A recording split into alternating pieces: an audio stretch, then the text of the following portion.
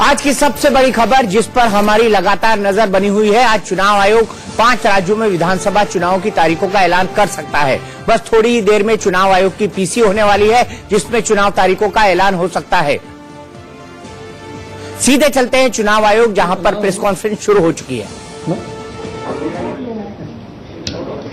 To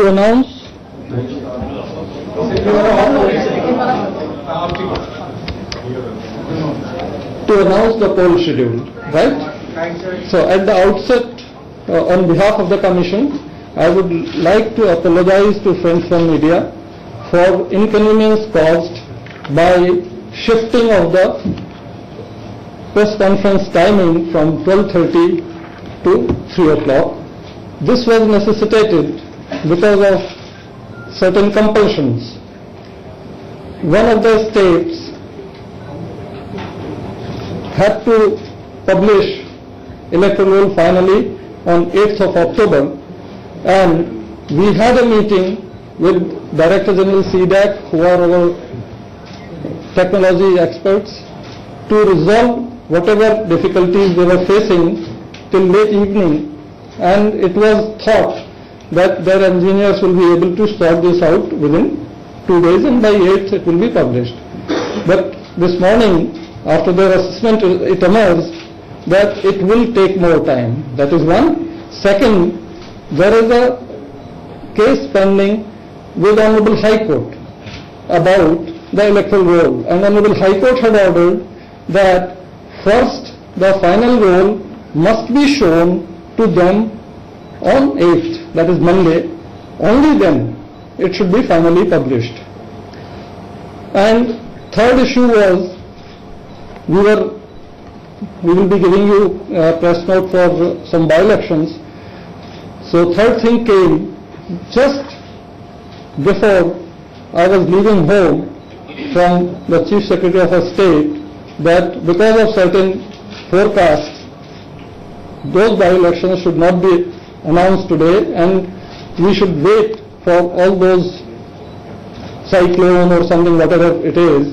And then another issue from that state was about a petition, election petition, which we thought, because of the candidate who was elected having been expired, that this petition doesn't survive. But it emerged that the petitioner filed a case again that because it was fault in nomination, so if nomination was rejected, he should have been declared elected. So the date has been fixed for 23rd October. Yesterday only. So that, all those things made us to change everything, like date of final publication from 8th to 12th, this order was passed and it is on our website now, you can see. So all these issues compelled us to complete this. There has been speculation and some political statements also. For that, I just have to say that politicians and political parties are political creatures, and they have to see politics in everything because of their inherent nature. We have no comments to make on that. Now, friends, the terms of legislative assemblies of Chhattisgarh, Madhya Pradesh, Rajasthan and Mizoram are due to expire on Chhattisgarh 5th January 2019, number of seats is 90. Okay, Chhattisgarh, the term is expiring on 5th of January 2019 and number of seats there is 90. Madhya Pradesh, term is expiring on 7th January 2019 and the number of seats is 230. Rajasthan tenure is coming to an end on 20th January 2019 and number of seats is 200. Mizoram, the term is coming to an end on 15th December 2018 and number of seats is 40. And all these 4 states have been going to polls simultaneously, 15th December. So Commission is required to hold general elections according to the law to all these states because they are to be held together before 15th of December. In the meanwhile, you may all be aware that the state of Telangana dissolved the state legislative assembly prematurely.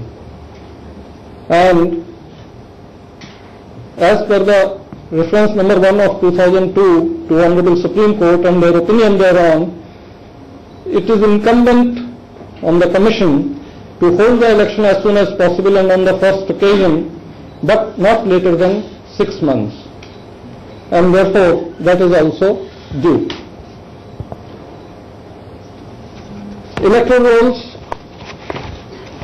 you may be aware that for all poll-going states, Chhattisgarh, Madhya Pradesh, Rajasthan and Mizoram, the publication finally took place for 3 states on 27 September and Rajasthan needed 1 day extension, so it happened on 28th of September. As regards Telangana, I have already told you that earlier it was scheduled to be published finally on 8th after showing to the Honorable High Court, but since the engineers and our officials there have assessed that it is going to take more time, so Commission has ordered that now it will be finally published on 12th of October. 12.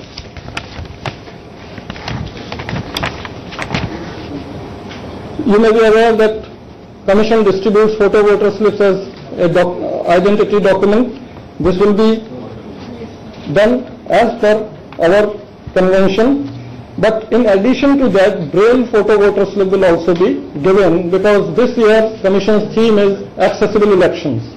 And as per the recommendation during National Convention, National Consultation on Accessibility, we have started giving epics also in Braille and photo voter slips also in Braille. Voter guide will be given to every voter. Assured minimum facilities are already in these 4 states available to the extent of 100% in 3 and 99% in remaining 2 states.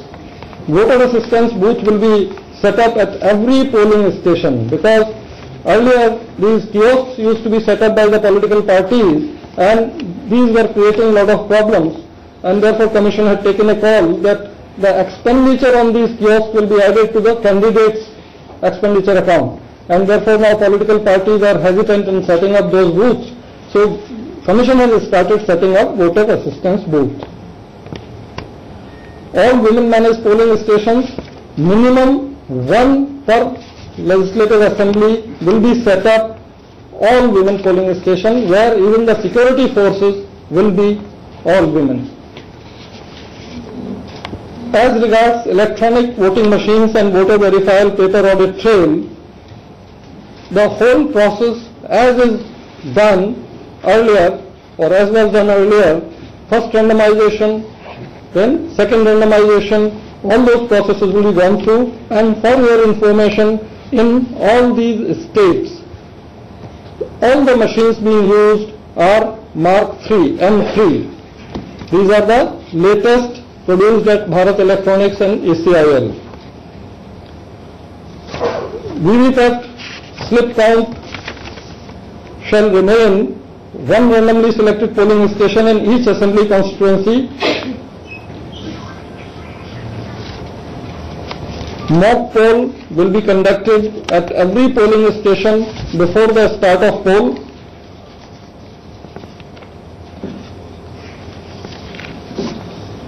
Electronically transmitted postal ballot system. This has been in vogue since 2016. It will be available to all service voters and all our officers posted in the missions abroad. And you will be happy to note that most of the officials in the mission have enrolled because of this facility. As regards affidavits of the candidates, we have suggested certain changes in the form of affidavit to Law Ministry based on the order of Honorable Supreme Court of India recently in decriminalization of politics. Those changes, as soon as find place in the system will be applicable, will be made applicable. This will cater to even the need for advertising, as has been ordered by Honorable Supreme Court, that candidate will also advertise or sort of have 3 insertions in print as well as 3 times in electronic media. And party will also do it. So that information which will be included in this affidavit will be taken for that purpose also. Model Code of Conduct. Model Code of Conduct will come into force in these 4 states, Madhya Pradesh, Rajasthan, Mizoram and Chhattisgarh, with effect from today after this announcement.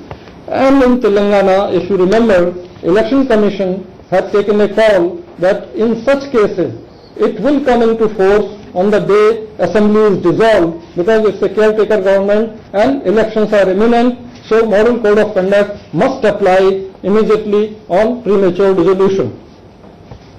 Videography, webcasting, CCTV coverage will be done as usual, which used to be done. CAPF will be deployed for ensuring peaceful conduct of poll on all critical, sensitive and vulnerable areas, polling stations.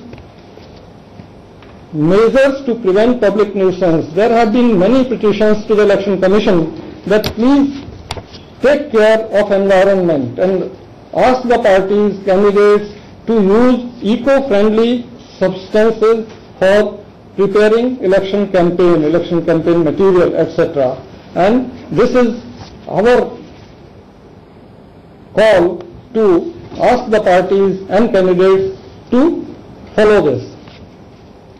Law and order and deployment of forces, you will be very happy to know that this time Commission reviewed in the states that what happened to all those cases which were registered during last elections, 2013 elections and 2014 Lok Sabha elections. And to our surprise, we found that in most states, conviction rate was high. In fact, Karnataka was very high last election. Even in Madhya Pradesh, it was very high. And that acts as a deterrent against the troublemongers in the next election. Commission is committed that all weaker sections, including SCs, STs and disabled, will be provided all facilitation and all kinds of protection to come out and participate in the poll. Election expenditure monitoring, extensive and comprehensive instructions for the purpose have been issued. Flying squads, strategic surveillance teams, investigation directorate of income tax department, etc. At airport, air intelligence units, all these things have been tied up and a comprehensive enforcement will be taken care of there. And another application, C-Vigil, you may be aware, Citizen Vigilance. This has been launched and in fact it was tested in Karnataka polls in Bangalore city. This is empowering the voter, empowering the common man to graph or to video anything wrong in violation of MCC happening. Liquor distribution, money distribution, freebie distribution or any hate speech, anything. They can just photograph and upload and send. And within a time frame, our flying squad, our police station or our machinery will take action, respond to them. That your ID number is this and this action is being taken. There is a provision also for hiding your identity in case you are taking on some very powerful person or powerful party. This will be available only after the poll is announced and around 7-8 days after the notification. Ceiling on election expenditure, as you may be aware, that it is 28 lakhs for all assembly constituencies except for in Mizoram and Telangana. No, Mizoram, which is 20 lakhs.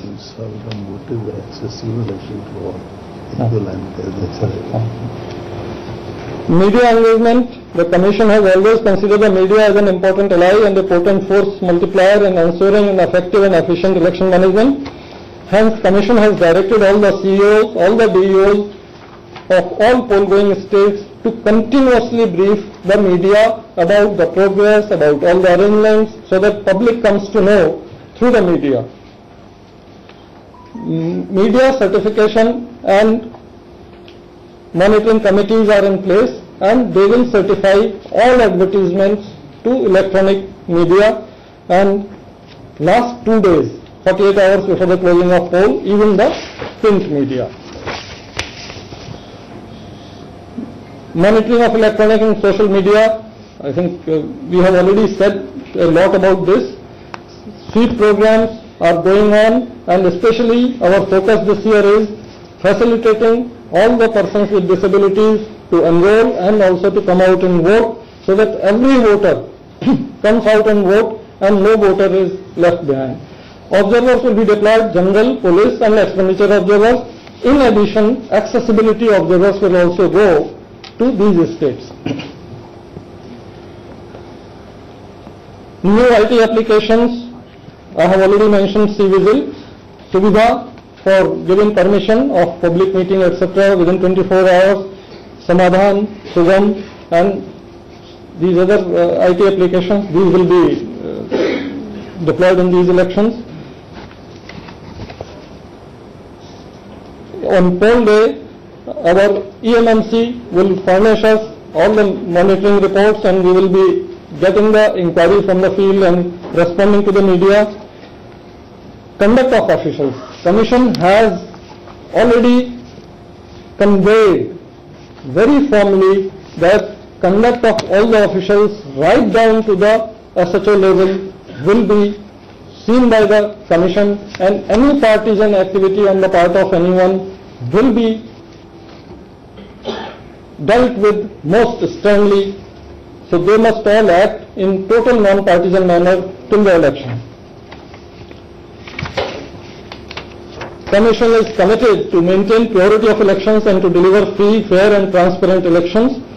Commission would like to make an appeal to all media, civil society groups, political parties and public at large to become partners in strengthening the process of conducting free, fair, peaceful elections. Now I will come to schedule.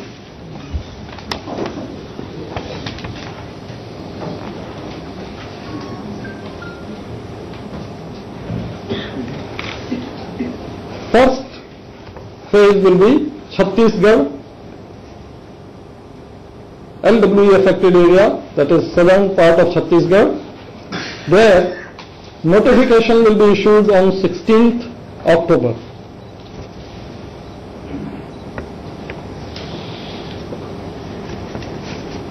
Last date of nomination will be 23rd October. Scrutiny of nominations 24th October. The last date of nomination will be 23rd October. Scrutiny 24th October because it is held next day. Last date for withdrawal of candidature will be 26th October, and poll will be held on 12th November, Monday. One phase? This is Chhattisgarh phase 1 LWE area, not whole of Chhattisgarh.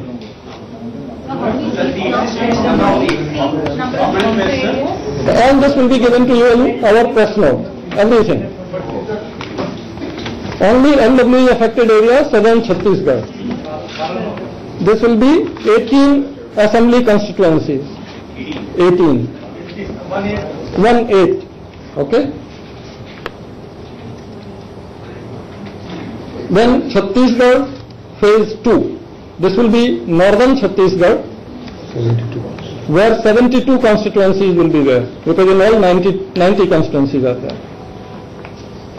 You may very well understand why LWE area only 18, because there lot of deployment is required, and just before the last election there was an explosion killing many political leaders and our forces also. Chhattisgarh phase 2, notification will be issued on 26th October, Friday. Last date of nominations will be 2nd November, Friday. Date of scrutiny will be 3rd November, Saturday. Last date for withdrawal will be 5th November, Monday. Date of poll will be 20th November, Tuesday. 20. Date of withdrawal will be 5th November. Last date for withdrawal 5th November. Date of poll will be 20 November. Okay? Then Madhya Pradesh and Mizoram. Date of issue of notification will be 2nd November.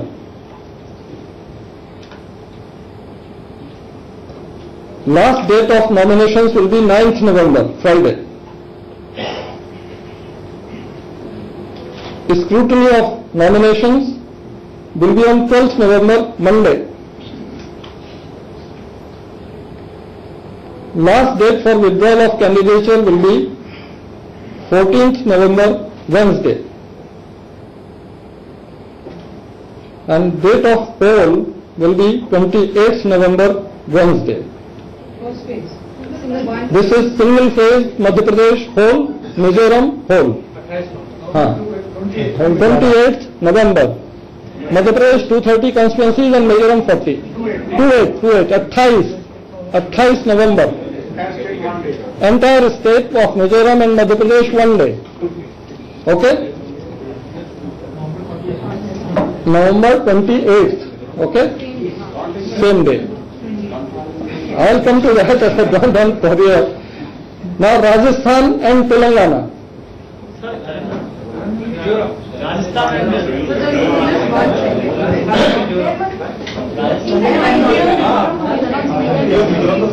Please keep quiet. I'll just explain. Madhya Pradesh and Mizoram are going to polls through the same schedule. 2nd November, issue of notification. 9th November, last date, nominations. 12th November, scrutiny. 14th November, last date of withdrawal. 28th November, date of poll. Now I come to Rajasthan and Telangana. These are going according to the same schedule. Okay? Date of notification 12th November. That is Monday. Last date of nominations 19th November, Monday. Date for scrutiny of nominations 20th November, Tuesday. Last date for withdrawal of candidature 22nd November, Thursday. 22 November, Thursday. And date of poll 7th December, Friday. This is also single phase, Telangana and Rajasthan, whole state. 7th December 2018, Friday, poll. Now date of counting. All the states, vote shall be counted on Tuesday, 11th December 2018. 11th December 2018.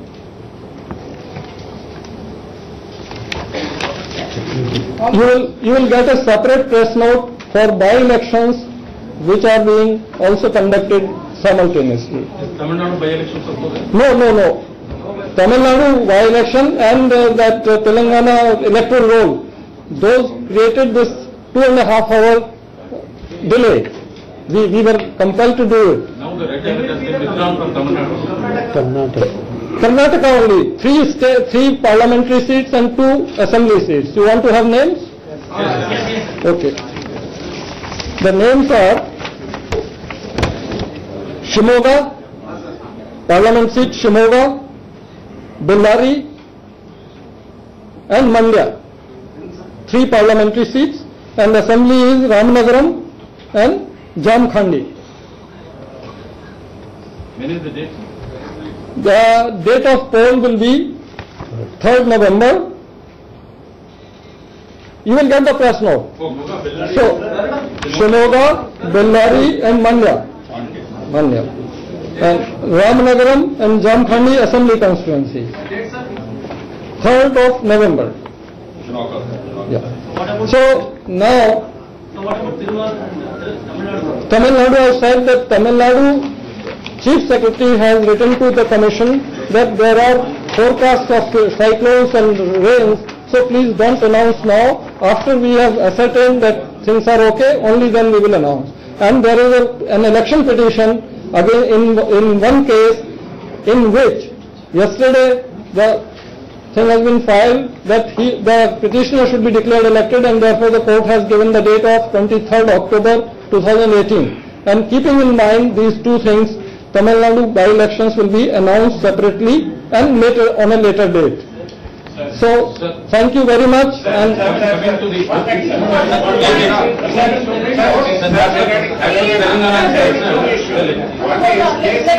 okay. One case is pending before High Court. Then how you are going? How you announce this schedule when the case is pending before High Court? One thing. And you did not visit Telangana so far. Before going to announce the schedule, full commission will visit to the particular state and then take note of it and announce it. So you did not do this thing. So come you arrive to this thing.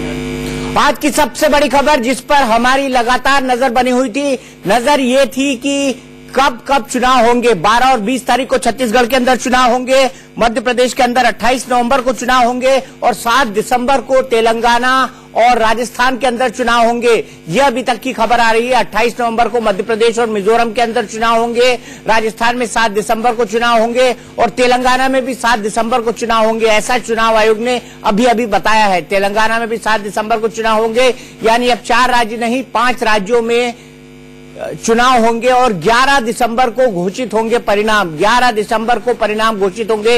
ये आपकी सबसे बड़ी खबर है। आपकी सबसे बड़ी खबर हम बता देते हैं। आज की सबसे बड़ी खबर जिस पर हमारी लगातार नजर बनी हुई थी वो ये थी कि कब होंगे चुनाव डिक्लेयर। आज चुनाव आयोग ने 5 राज्यों में विधानसभा चुनाव की तारीखों का ऐलान कर दिया है। बस थोड़ी ही देर में चुनाव आयोग की पीसी हो चुकी है जिसमें चुनाव तारीखों का ऐलान हो गया है। तो हमने आपको बताया कि किस तरह से 5 राज्यों में चुनाव होंगे। पूरा शेड्यूल हम आपको एक बार फिर से बता देते हैं।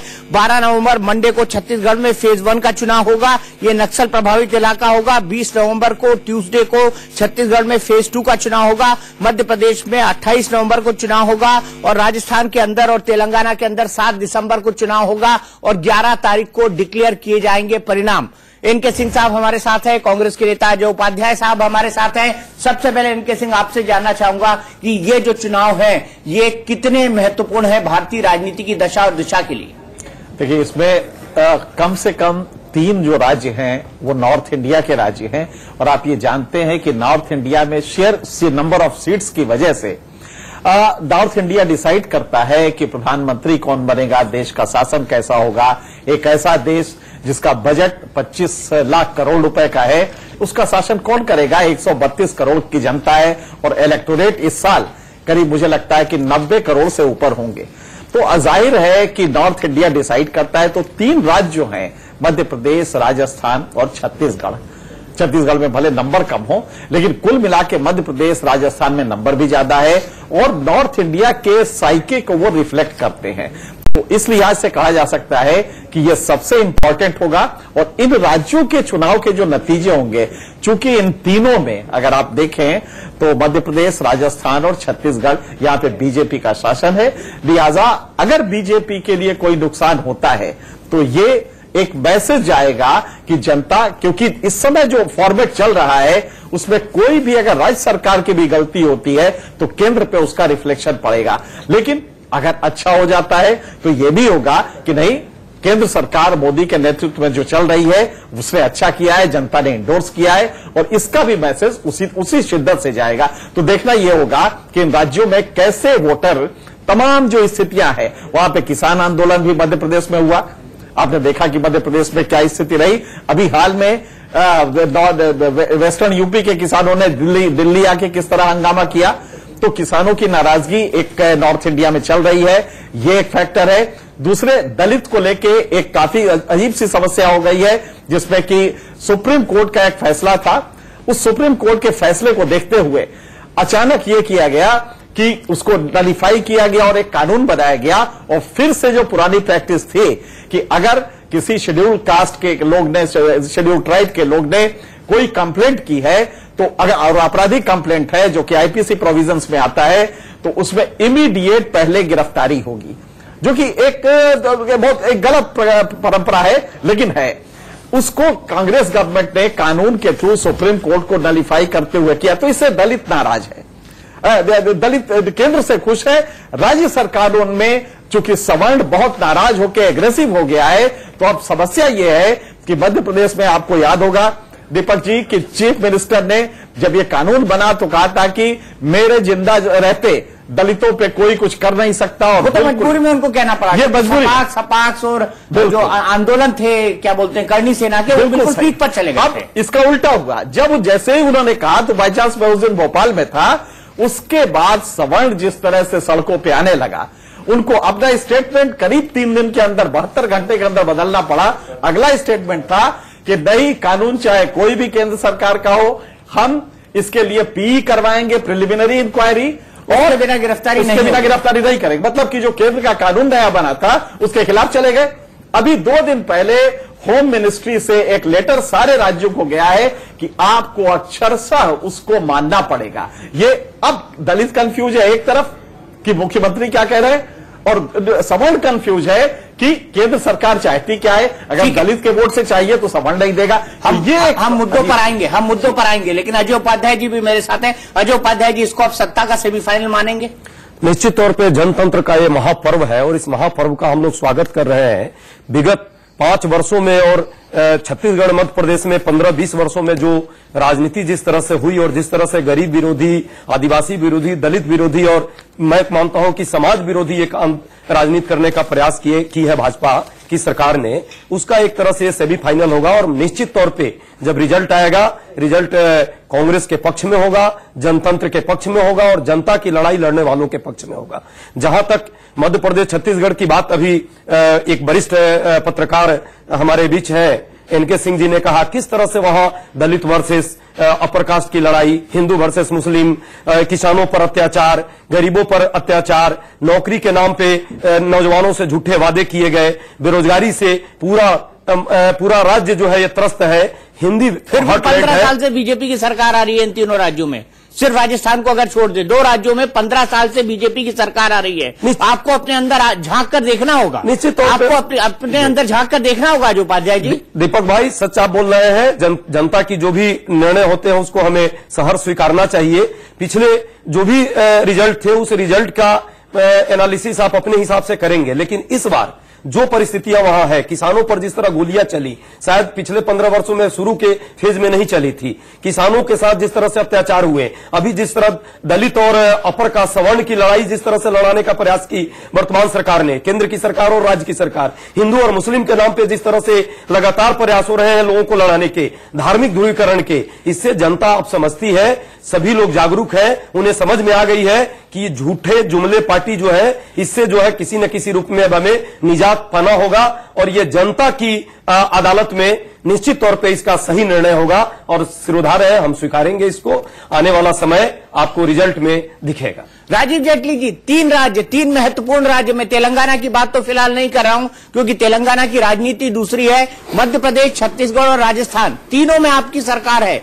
राजस्थान में आपको भारी एंटी इनकम्पेंसी देखने को मिल रही है, मध्य प्रदेश के अंदर और साथ ही साथ छत्तीसगढ़ के अंदर कमोबेश यही हाल है। एंटी इनकम्पेंसी दिखाई तो दे रही है लेकिन उतनी प्रभावी ढंग से नहीं। इन 3 राज्यों की जीत आपके लिए क्या मायने रखेगी और हार आपके लिए क्या मायने रखेगी?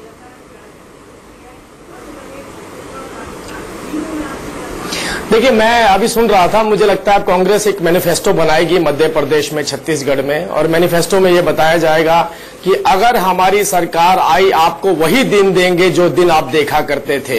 हर घर में से बिजली गुल कर दी जाएगी, गेहूं की जगह आम की गुठली का आटा खिलाया जाएगा, आप लोगों की जो कृषि थी उस कृषि का जो दर है वापिस 4% पर लेकर आया जाएगा, सड़कों को उखाड़ फेंका जाएगा, वहां खड्डे कर दिए जाएंगे। क्योंकि अगर इससे बेहतर मैनिफेस्टो वो बना सकते होते तो आज कंपैरिजन के साथ आते। मध्य प्रदेश की, छत्तीसगढ़ की जनता ने देखा है आसपास के राज्यों के अंदर अगर प्रतिस्पर्धा होती है तो वो भी दोनों राज्यों के बीच में होती है, किसी राजनीतिक पार्टी के साथ प्रतिस्पर्धा नहीं की जाती। या ये नहीं बताया जाता कि कांग्रेस के वक्त में कितने बुरे और बेकायदे हालात थे यहां पर और क्या क्या हमने अचीव करके दिखाया। आज छत्तीसगढ़ भी कहता है कि हम धान का कटोरा है, मध्य प्रदेश भी कहता है कि हम धान का कटोरा है। लेकिन कांग्रेस की एक विडंबना यह है कि जब भी वो अपने मैनिफेस्टो के साथ आएगी तो क्या लेकर के आएगी, क्या कंपैरिजन दिखाएगी, लोगों को क्या बताएगी, कैसा मध्य प्रदेश बनाएंगे हम, जैसा हम छोड़ के गए थे वैसा बनाएंगे, ये जो बना हुआ मध्य प्रदेश है उसके अंदर कितनी और बुराइयां ढूंढेंगे। मुद्दा केवल इतना है कि आज भारतीय जनता पार्टी के साथ सभी राज्यों की जनता जुड़ी हुई है। कांग्रेस का बस चले तो कांग्रेस देखिए अब कभी ईवीएम पे ऊपर उंगली उठाते हैं, कभी चुनाव आयोग पे उंगली उठाते हैं, कभी सुप्रीम कोर्ट पे उंगली उठाते हैं। इनका बस चले तो ये इसी तरीके का चुनाव करें जिस तरीके का चुनाव इन्होंने राहुल गांधी जी के लिए किया था। खुद ही एक ड्राइंग रूम में बैठे, जनता का वर्जा ना ले, खुद ही ड्राइंग रूम में बैठे, वही चुनाव कर रहे, वही मुख्यमंत्री हो जाए, वही पे शपथ ले ले। मध्य प्रदेश की जनता जानती है, छत्तीसगढ़ की जनता जानती है, छत्तीसगढ़ का किसान जानता है, जिसे बिना ब्याज के ऋण मिलता है। मध्य प्रदेश की जनता ने वो दिन देखे हैं, भूले नहीं हैं, जिस वक्त पे कांग्रेस वहां पर रूल किया करती थी।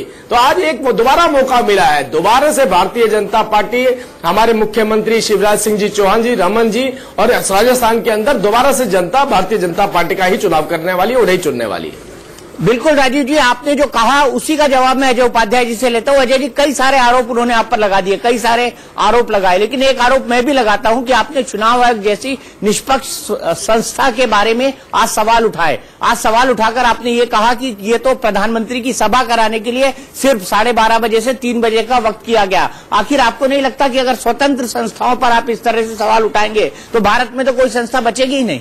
दीपक भाई, जिस तरह से जो आर्गुमेंट दिए जा रहे हैं, क्या ये चुनाव आयोग को इस पर स्पष्टीकरण देना चाहिए था? यदि ऐसी बात नहीं थी तो 1 बजे की सभा थी, प्रधानमंत्री जी को लंबी लंबी झूठी झूठी जो घोषणाएं वो करते रहते हैं, घोषणाएं उनको करनी थी, कहीं न कहीं इसके कारण ही उन्होंने जो है चुनाव आयोग ने सफाई की, चुनाव आयोग ने सफाई दी। उन्होंने कहा 12:30 में कांग्रेस पार्टी ने तो नहीं कहा था कि 12:30 का टाइम दीजिए। आप जैसे मीडिया के साथी भी वहां पहुंचे हुए थे, फिर क्या कारण हो गया कि 3:30 में चला गया वो? और निश्चित तौर पे आज प्राइम मिनिस्टर का एक था, कहीं ना कहीं उनका आज रैली है और रैली के कारण ही ये नहीं, उनका कहना था कि जल्दी हमने वक्त दे दिया था, हमको लगा कि हमारी प्रेस रिलीज और बाकी चीजों को तैयार करने में वक्त लगेगा। इतनी बड़ी संस्था है, क्या एक दिन में ये सारी चीजें तैयार हो गई थी कि 1 घंटे में निर्णय ले लिया और 1 घंटे बाद बदल दिए?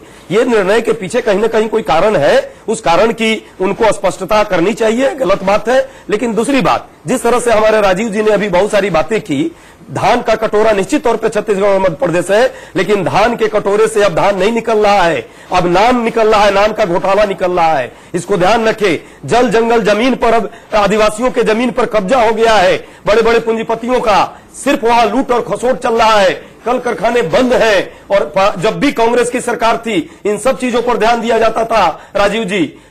तीसरी बात, आज जो वहां की नौजवानों की बात है, ग्रोथ रेट की बात करिए ना, आप ग्रोथ रेट की बात करिए। दोनों राज्यों की ग्रोथ रेट है, दोनों राज्यों की ग्रोथ रेट है, भ्रष्टाचार दोनों राज्यों ने विकास। अच्छा, मुझे एक बात बताइए, अगर इतना भ्रष्टाचार होता, अगर इतना ही सब कुछ लिस्ट है, अच्छा घोटाले होते, व्यापम होता, सब कुछ होता, आखिर क्या ऐसा कारण है कि 3-3 बार उनको चुनकर दिया? क्या ऐसे कारण है, आप ही बता दीजिए। वो पुराने चीजों को आप छोड़ दें, पुरानी की नहीं, मैं तो 15 साल की बात कर रहा हूँ, पिछले 15 साल की बात कर रहा हूँ। 2 बार की जो परिस्थितियां थी वहां के जनमानस की, देखिए जनता के निर्णय को हम सिरोधार मानेंगे अभी भी और आगे भी। 2 बार नहीं, 3 बार। पिछली जो भी सरकारें थी, बहुत सारे फैक्टर्स होते हैं चुनाव के टाइम, जाति इक्वेशन, सामाजिक इक्वेशन, धार्मिक इक्वेशन। इस बार आपने सारी चीजों पर कहीं न कहीं प्रहार किया है। आज सबको तोड़ने का, सबको लड़ाने का प्रयास किया है। इससे पहले इतनी लड़ाई अपने सामाजिक स्तर पर नहीं की थी, आज वो लड़ने का प्रयास है। और जो वादे किए थे आपने पिछले 2012 के मैनिफेस्टो में, एक वादा बता दीजिए जो सही से लागू हुआ हो, सही से क्रियान्वित हुआ हो। हाँ, घोटालों का जरूर आपने लगातार प्रचार प्रसार किया। आपके लोग खुद मुख्यमंत्रियों पर, उनके पुत्रों पर आरोप है। शौचालय पर इतने हजारों करोड़ का घोटाला हुआ है दोनों प्रदेशों में। मनरेगा के मजदूरों को आज तक पेमेंट नहीं है। अभी छत्तीसगढ़ में रमन सिंह का जो कंस्टिट्यूएंसी है राजनांदगांव, वहां पे के लोग त्रस्त हैं। हजारों की संख्या में समान मनरेगा के मजदूर खड़ा होकर के अभी नारेबाजी कर रहे थे कुछ ही दिन पहले, और सरकार को देना पड़ा 13 करोड़ का अभी अचानक। कहीं न कहीं आप वादे जितने कर ले, लंबी लंबी बातें जितनी कर ले, लेकिन सच्चाई है ग्राउंड पर अब वो बातें नहीं रह गई है, क्योंकि जनता आपके झूठे वादों को, झूठे जुमले पार्टी को समझ चुकी है। और निश्चित तौर पे इस बार चुनाव में आपने जैसा कहा ये सेमीफाइनल है, मैं मानता हूं ये सेमीफाइनल नहीं है, यहीं से फाइनल की शुरुआत है, यहीं से आने वाला समय। चलिए मैं मानता हूं कि ये रिले रेस है, रिले रेस है। यहाँ पर जो जीतेगा वो अपना डंडा लेकर फिर आगे बढ़ेगा और फिर अपने झंडे को तारने की कोशिश करेगा, ये रिले रेस है। मेरे सहयोगी संजय शर्मा जुड़े हुए। राजीव जेटली जी, 1 मिनट में आपके पास आऊंगा, एक इलेक्शन कमीशन से अपडेट लेता हूं। संजय शर्मा मेरे साथ जुड़े हुए हैं। संजय, जो कंट्रोवर्सी हुई थी इस पर क्या सफाई दी है इलेक्शन कमीशन ने? क्योंकि कांग्रेस पार्टी का कहना है कि सिर्फ प्रधानमंत्री की रैली को ध्यान में रखकर 1 बजे प्रधानमंत्री की रैली थी, 12:30 बजे प्रेस कॉन्फ्रेंस थी, वो रैली नहीं कर पाते या रैली में उनको जो भाषण देना था उसमें बदलाव करना पड़ता, इसलिए 3 बजे प्रेस कॉन्फ्रेंस की गई। इस पर चुनाव आयोग ने क्या सफाई दी है?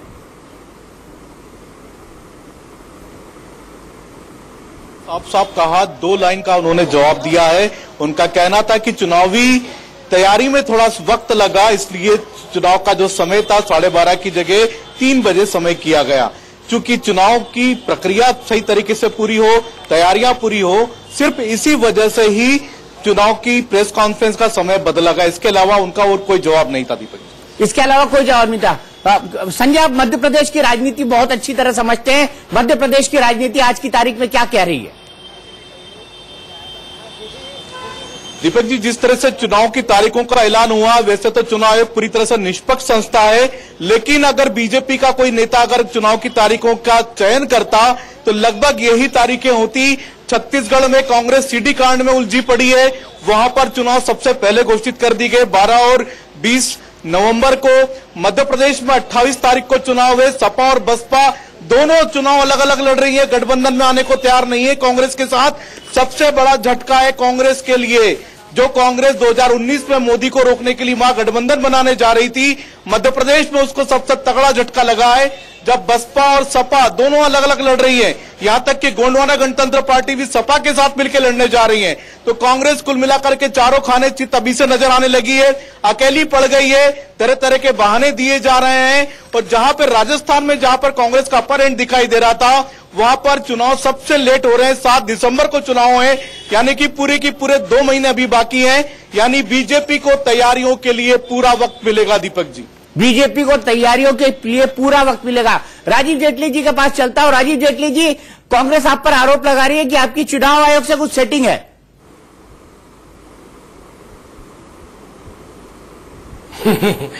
मैं एक बात समझ नहीं पा रहा हूं, कांग्रेस के प्रवक्ताओं को जो नसीहत दी जाती होगी, इन्हें कहा जाता होगा घड़ा बना के दिखाए मिट्टी का। हमारे पास मिट्टी भी नहीं है, पानी भी नहीं है, फिर भी आप बना के दिखाइए, टीवी पे बैठ के बोलिए कि किस तरीके की हमारी उपलब्धियां रही हैं। वही मेरे भाई उपाध्याय जी अभी बात कर रहे थे, आपने उनसे बार बार एक प्रश्न पूछा, आप क्या लेकर के जाएंगे, क्या बताएंगे, कैसा मध्य प्रदेश बनाएंगे, कैसा छत्तीसगढ़ बनाएंगे, कैसा राजस्थान बनाएंगे, जैसा छोड़ के आए थे वैसा बनाएंगे? अगर वैसा बनाएंगे, ये शब्द उनके मुंह से निकलते हैं तो मुझे लगता है जनता इन्हें चुनाव तो क्या, चुनाव तक पहुंचने भी नहीं देगी।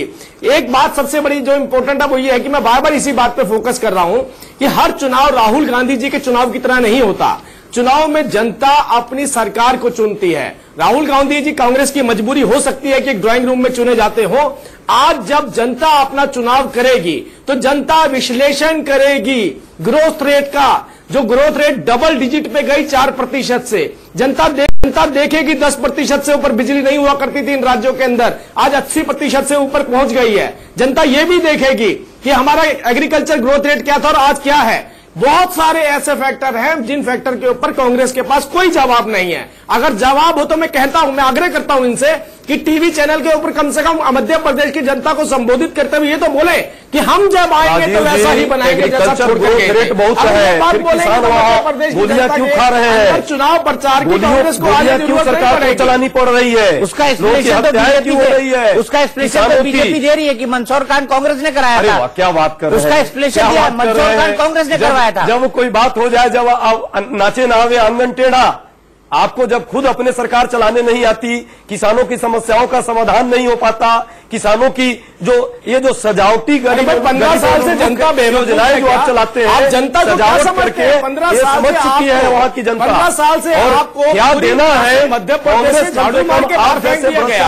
अभी भी आप जनता के ऊपर मध्य प्रदेश और छत्तीसगढ़ नहीं देना चाहती, कांग्रेस सजावटी योजना नहीं देना चाहती। ठीक है, मैं आप दोनों को रोकूंगा। मेरे साथ दो खास मेहमान जुड़ गए हैं। मेरे साथ हमारी सहयोगी दीप्ति हैं जो कि भोपाल से हैं, और ललित शास्त्री जो कि राष्ट्रीय महासचिव हैं सपाक्स के, वो दोनों हमारे साथ जुड़े हुए हैं। तो आज की सबसे बड़ी खबर, चुनाव आयोग ने 5 राज्यों में चुनाव की तारीखों का ऐलान कर दिया है। छत्तीसगढ़ में 2 चरणों में 12 और 20 नवंबर को वोटिंग होगी, तो मध्य प्रदेश और मिजोरम में एक चरण में चुनाव 28 नवंबर को कराए जाएंगे। वहीं राजस्थान और तेलंगाना में 7 दिसंबर को चुनाव कराया जाएगा। 5 राज्यों के चुनावी नतीजे 11 दिसंबर को घोषित किए जाएंगे। मतलब 11 दिसंबर को 5 राज्यों में कौन नई सरकार बनाएगा ये तय हो जाएगा। इन चुनाव को 2019 का सेमीफाइनल माना जा रहा है। वहीं हर पार्टी ने जीत के लिए पूरा दमखम लगा रखा है। इसी पर बात करने के लिए हमारे साथ कई सारे खास मेहमान जुड़े हुए हैं। भोपाल स्टूडियो से हमारे साथ दीप्ति चौरसिया हैं, साथ ही साथ हमारे साथ ललित शास्त्री जी हैं जो कि राष्ट्रीय महासचिव है सपाक्स के। अजय उपाध्याय जी मेरे साथ हैं, कांग्रेस के लीडर हैं। एनके सिंह साहब वरिष्ठ पत्रकार, और साथ ही साथ राजीव जेटली जी प्रवक्ता हैं भारतीय जनता पार्टी के। सबसे पहले मैं ललित जी आपके पास आना चाहूंगा। क्या सपाक्स चुनाव लड़ेगी मध्य प्रदेश में, और अगर चुनाव लड़ेगी तो कितनी सीटों पर लड़ेगी, किस पार्टी के नाम पर लड़ेगी? दीपक जी, थोड़ा सा कंफ्यूजन है। सपाक्स समाज एक संस्था है मध्य प्रदेश में जो आरक्षण के खिलाफ बहुत तेजी से 2 साल से काम करती रही है। एक वर्ग है सपाक्स के अंदर जिसका यह कहना है कि सपाक्स समाज संस्था को राजनीति में नहीं उतरना चाहिए, और अगर राजनीति करनी है तो किसी और नाम से करो। मैं सपाक्स समाज का संस्थापक अध्यक्ष, मैंने ये पद छोड़ा ये कह के मैं राजनीति करूंगा, और मैं अनारक्षित समाज पार्टी का राष्ट्रीय प्रभारी हूं, और हमारी पार्टी मध्य प्रदेश में पूरे दमखम से और हमारी तमाम सपाक्स के क्रांतिकारियों के समर्थन से चुनाव में उतर रही है। और कितने सीटों पर आप अपने कैंडिडेट खड़े करेंगे, क्योंकि आपका मेन टारगेट आप डेंट करेंगे तो बीजेपी के वोट बैंक को डेंट करेंगे? देखिए, सपाक्स के एक वर्ग ने कहा कि हम सारी 230 सीट्स पे चुनाव लड़ेंगे। ये ना बहुजन समाज पार्टी ने कहा, ना समाजवादी पार्टी ने कहा, और ये अब तक तो कांग्रेस ने भी नहीं कहा है। तो सवाल ये उठता है चुनाव में कौन कितनी सीट पे खड़ा करेगा, ये एक स्ट्रैटेजी होती है, ये आखिरी मौके तक बताई नहीं जाती। हम लोग ज्यादा से ज्यादा सीटों पे चुनाव लड़ेंगे और उन्हीं सीटों पे खड़ा करेंगे उम्मीदवार जहां हमारे कैंडिडेट्स जीत सके। और एक बात बहुत जरूरी है, हर बार चुनाव को मध्य प्रदेश में ये पोलराइज्ड रहा है बीजेपी और कांग्रेस के बीच में, और जो इलाका ग्वालियर से लेकर रीवा तक उत्तर प्रदेश से जुड़ता है वहां से बहुजन समाज पार्टी के और समाजवादी पार्टी के कैंडिडेट मध्य प्रदेश में खड़े हुए हैं लगातार। इनका सबसे ज्यादा नंबर पहुंच गया था 30-35 सीट तक। और दिग्विजय सिंह जब मध्य प्रदेश के मुख्यमंत्री थे तो उन्होंने एक दलित एजेंडा पारित कराया था यहां पर इन लोगों को रोकने के लिए, पर तब से अब तक तो नदी में बहुत पानी बह चुका है। और इस बार चुनाव में एक तीसरी शक्ति मध्य प्रदेश में उतर गई है, और जिसका बल और शक्ति 6 सितंबर को देश भर में देखा जब एट्रोसिटीज एक्ट में अमेंडमेंट हुआ, तो पूरे प्रदेश में एक मत से लोगों ने इस बंद का समर्थन किया। ये वो वर्ग है जो अंदर ही अंदर खोखला कर देगा बड़ी बड़ी पार्टियों के हौसलों को, और आगे आने वाले नतीजों को आप देखिएगा। दीप्ति, कहीं सपाक्स सिर्फ वोट कटुआ तो साबित नहीं होगा? तो बिल्कुल दीपक, सपाक्स वोट कटवा ही साबित होगा, क्योंकि मध्य प्रदेश की राजनीति अब तक जैसी रही है वो केवल 2 दलों की रही है। आपने मध्य प्रदेश में देखा कि सपा बसपा सबके संगठन जो है एक साथ यूनाइट नहीं हो पाए, कांग्रेस के साथ सभी ने चुनाव लड़ने से मना कर दिया, और जो ये तीसरा संगठन सपाक्स आ रहा है ये भी निश्चित ही वोट कटवा होगा। और मैं आपको बड़ी बात बता दूं कि सपाक्स तो आज और इस चुनाव का आया हुआ संगठन है, बल्कि सपा और बसपा जैसे दल भी मध्य प्रदेश में बहुत सारी सीटों पर सिर्फ वोट कटवा ही साबित हो रहे हैं, क्योंकि मध्य प्रदेश की जो तासीर है वो अब तक सिर्फ बीजेपी और कांग्रेस जैसे ही 2 दलों के साथ चल रही है। सरकारें इन्हीं में बनती है, वोट इन्हीं में बंटते हैं, और जितना अंतर आता है 1.5 से 2% वोट का आता है। पिछले चुनाव में भी हम देखें तो कई सारे बीएसपी यहाँ पे 3 दर्जन सीटों पे मजबूत है, कई सारी जगहों पर वो कांग्रेस के बाद बीजेपी के बाद वो सेकंड नंबर पर होती है, लेकिन उसने इस बार भी कांग्रेस के साथ गठबंधन नहीं किया। इसी वजह से बीजेपी भी वोट कटवा है, सपा भी वोट कटवा है, क्योंकि गिनी चुनी सीटें लोग ले पाते हैं 230 में से। और सपाक्स तो अभी का आया हुआ संगठन है, अभी पूरे जिले में जितना मैं समझती हूँ कि ये संगठन के तौर पर मजबूत नहीं है। कौन से ऐसे चेहरे होंगे जो इनके साथ मैदान में उतरेंगे? और अभी तो चुनाव आयोग में भी वो एप्लीकेशन रखी हुई है जिसमें ये बात कही है कि पार्टी का रजिस्ट्रेशन हो और चुनाव चिन्ह बने। तो अगर चुनाव चिन्ह मिलता है, रजिस्ट्रेशन भी होता है, तो ये सिर्फ और सिर्फ वोट कटवा ही साबित होगा। कम से कम इन चुनाव में जो एंटी इनकम्बेंसी वोट है, जो एक साथ कांग्रेस को जाना चाहिए, वो सिर्फ उसे काटेगा और कहीं ना कहीं ये कांग्रेस को नुकसान देगा और बीजेपी के लिए फायदेमंद हो सकता है। दीपक। ललित शास्त्री जी, आपको क्या लगता है? आप तो बीजेपी को ही हराना चाहते हैं क्योंकि SC/ST का जो ऑर्डिनेंस है उसमें बदलाव बीजेपी ने ही किया और आप बीजेपी को अंततः जितवाने जा रहे हैं, ऐसा दिखाई देता है कम से कम हमारे आज के एनालिसिस में। देखिए, एक बात समझने की है, मध्य प्रदेश में एक बहुत बड़ा वर्ग है, वो 3 बातों से बहुत नाराज है। पहली, आरक्षण का जो मुद्दा है अपने आप में, उसके बाद पदोन्नति में आरक्षण, और तीसरा एट्रोसिटीज एक्ट।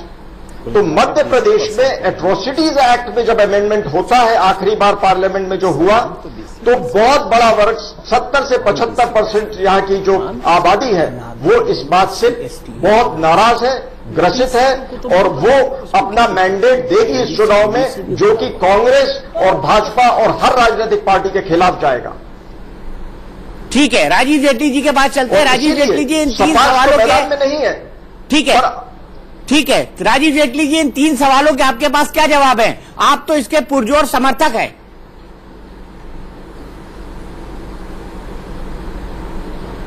देखिए, हमारे पास एक ही जवाब है और उसको 3 बार बोलेंगे, विकास, विकास और विकास।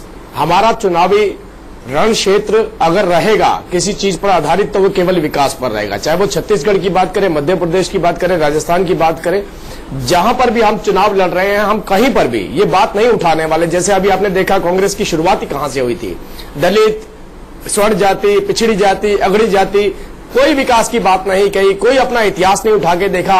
केवल बंटवारे की राजनीति पे विश्वास रखने वाले लोग विकास की बात नहीं कर सकते। हम कहते हैं कि हम अपनी दिशा में आगे चल रहे हैं, हम विकास की दिशा में आगे चल रहे हैं, हम जनता के उत्थान की दिशा में आगे चल रहे हैं, चाहे वो दलित हो, चाहे वो स्वर्ण हो।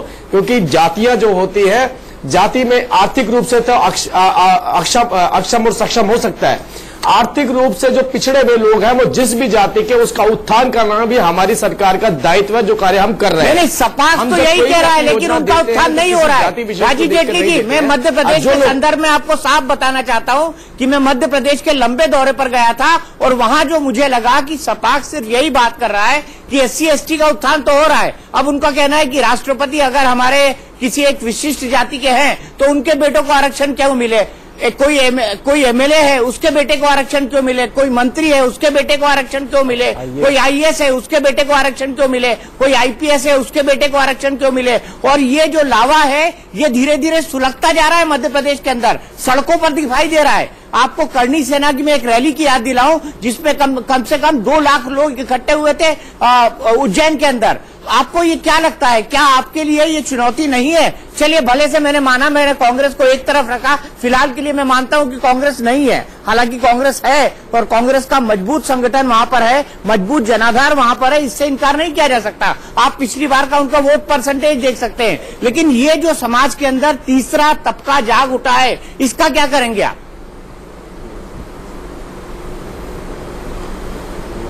मैंने आपसे यही बात कही कि 2 तरीके से, अगर कोई सामाजिक रूप से पिछड़ा हुआ है तो उसका उत्थान करना भी भारतीय जनता पार्टी का दायित्व है, कोई आर्थिक रूप से पिछड़ा हुआ है तो उसका उत्थान करना भी भारतीय जनता पार्टी का दायित्व है। जब मैं आर्थिक रूप से पिछड़े हुओं की बात कह रहा हूं तो मैं दूर दराज में रहने वाले, चाहे वो दलित हो चाहे वो स्वर्ण हो, दोनों ही तरीके के व्यक्ति, उनको सरकारी सुविधाएं, उनको उनके अधिकारों से वंचित रखने की जो परंपरा चलती थी, उससे छुटकारा दिलाने के लिए जो सरकारी योजनाएं लाई गई हैं, उनसे हम उनकी अपलिफ्टमेंट कर रहे हैं।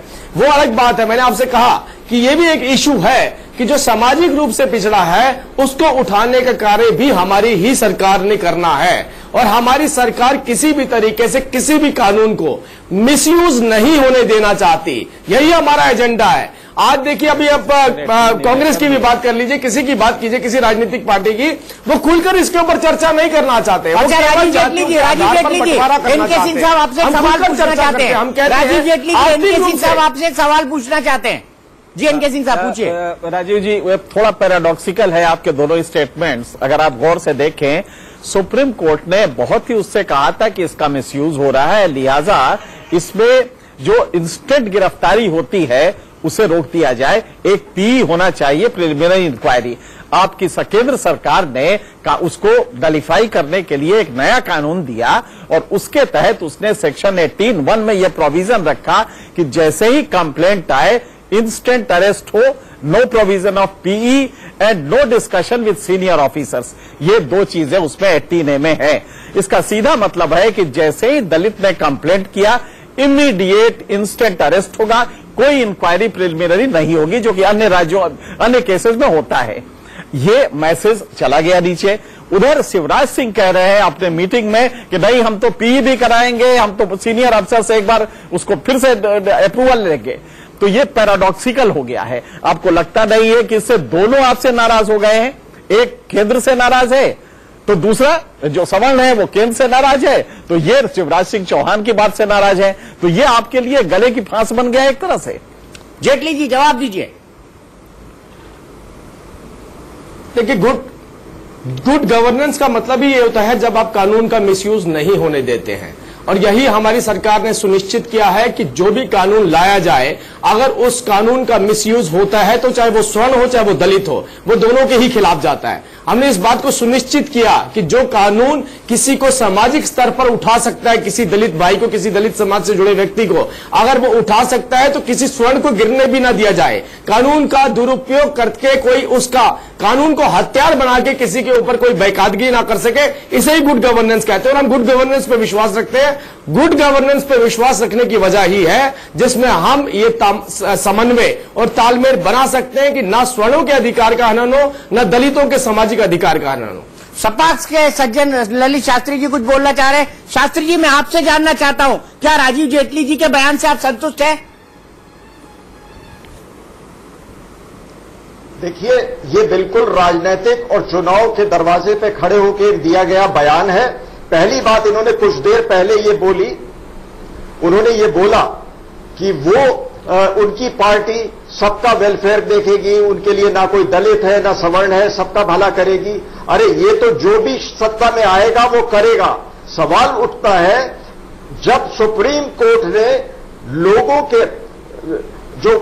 के अधिकारों का रक्षा करने के लिए आदेश पारित किया एट्रोसिटीज एक्ट को लेकर के, उसको तुरंत जब दलितों ने बवाल मचाया, देश में आगजनी की, गोलियां चली, तो भारत के होम मिनिस्टर पार्लियामेंट में खड़े होकर बोले, उनका यह कहना था, मैं समझ सकता हूं एक वर्ग में रोष है, मतलब लोग लॉ एंड ऑर्डर लें तो क्या मैं समझ सकता हूं, और बहुत जल्दी हम इसको और इस अपने एक्ट को और मजबूत बनाएंगे। और देखते ही देखते एक एक दिन में एक्ट पास हो गया लोकसभा में और राज्यसभा में, और बहुत आक्रोश है इस बात को लेकर के।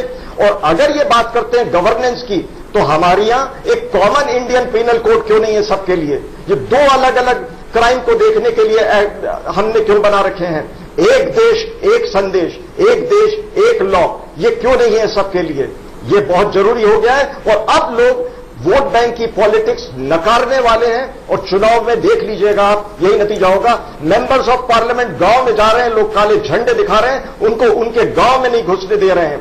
कल हमारी पार्टी अनारक्षित समाज पार्टी के युवाओं ने अपने खून से चिट्ठी लिखी है भारत के राष्ट्रपति को, और बोला है कि ये किसी हालत में ये अलाउ नहीं किया जाएगा, जिस तरह से एट्रोसिटीज एक्ट को, काले कानून को स्थापित किया गया इस देश में। ठीक है, मैं दोनों से पूछता हूं, कांग्रेस और बीजेपी दोनों से, क्योंकि इनके सर एक पास करने में दोनों ऑर्डिनेंस को जब लाया गया, दोनों ही सम्मिलित थे, और लोकसभा और राज्यसभा में सबने किसी की भी हिम्मत नहीं थी कि ना पास करे, किसी की भी। अजय उपाध्याय जी बताइए, सपाक्स के इस विरोध पर आपको क्या कहना है? देखिए, ओवरऑल अभी तो मैं एक सेकंड लूंगा आपसे। जिस तरह से अभी भाजपा के प्रवक्ता महोदय लगातार बोल रहे हैं विकास, अरे कौन सा विकास? यही नहीं, मैं सपाक्स की बात कर रहा हूँ।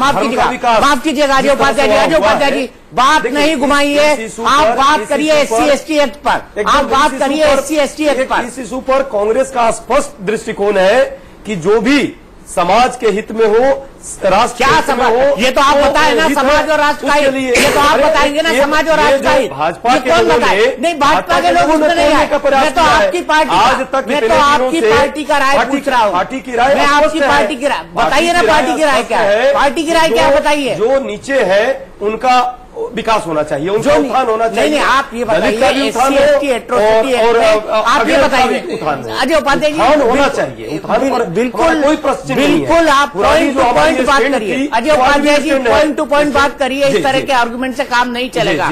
मैं पूछ रहा हूँ SC/ST एट्रोसिटी एक्ट को जिस तरह से सुप्रीम कोर्ट के फैसले के बाद बदलाव किया गया है, जिस तरह का उसमें वो होना चाहिए या नहीं होना चाहिए, आप बोलिए। सरकार को नहीं, कांग्रेस पार्टी की बात करिए, सरकार को नहीं, पार्लियामेंट में कोई डिस्कशन नहीं हुआ इस पे। सरकार की बात, आप अपनी बात करिए, आप अपनी बात करिए। पार्लियामेंट ने कांग्रेस को कोई कॉन्फिडेंस में नहीं लिया, सिर्फ एक तरफा। पार्लियामेंट ने कैसे पास कर दिया? पार्लियामेंट एक तरफा पास है, एक तरफा कैसे पास हो गया? आप लोग खड़े हो सकते थे, कोई डिस्कशन नहीं। सरकार को चाहिए था सभी दलों को सर्वदलीय बैठक बुलाता, इस पर क्या बात होनी चाहिए उस पर बात होती, तब आती। पहले सरकार कुछ और करती है, जब सुप्रीम कोर्ट का ऑर्डर आता है मुझे लगता है जो उपाध्याय जी के पास जवाब नहीं है, अजय उपाध्याय जी आपके पास जवाब नहीं है, कंक्लूजन आ गया, आपके पास जवाब नहीं है, आपके पास जवाब नहीं है। अरे सभी का विकास तो बीजेपी भी कह रही है, विकास विकास विकास तो बीजेपी भी कह रही है। अरे वो विकास तो कर रही है, आप गड्ढे की बात कर रहे थे, कर रही है तो गड्ढे भर रही है प्रथम। अरे पहला स्टेट है, आप उन्हीं की रिपोर्ट है, आप मंत्रालय की रिपोर्ट उठाइए भारत सरकार की, मध्य प्रदेश नंबर 1 पे है। रिपोर्ट कोट कर दीजिए, कौन सी रिपोर्ट बताइए ना, तो रिपोर्ट कोट करिए ना, रिपोर्ट बताइए, कोट करिए। कर रहा हूँ, नहीं कोट करिए, ऐसे हवा में बोलने से आप निकाल के लाइए साइट, आप साइट निकालिए, रिपोर्ट निकालिए, आप रिपोर्ट निकालिए, मैं ब्रेक के लिए रुकता हूँ। अभी रिपोर्ट